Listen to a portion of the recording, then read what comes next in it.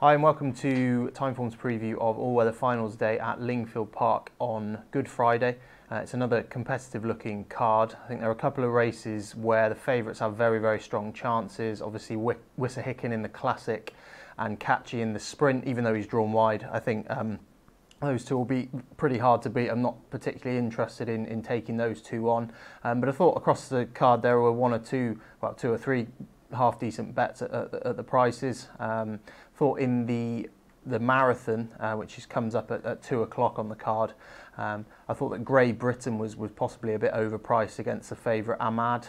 Ahmad obviously beat him quite comprehensively at Chelmsford when they met last time, but Great Britain made the running, and that was a card where, contrary to usual tactics and trends at Chelmsford, it was very hard to actually make the running that day. For some reason, everything was coming off the pace in the races, and Great Britain made the running and essentially ended up well beaten. Prior to that, he'd won a good-looking race over the course and distance of the marathon, which was obviously a qualifier for that, and he'd beaten a subsequent winner in third as well.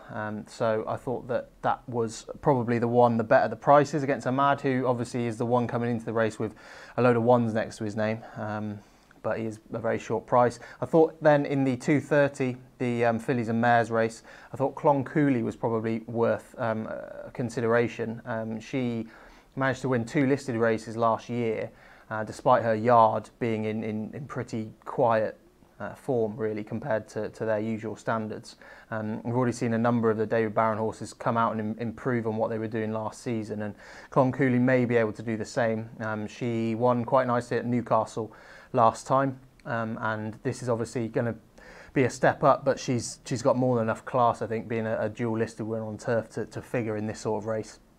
And then the final bet would come in the 4:45, the mile, which is a race that has been opened up given that Matterhorn now goes for the Classic.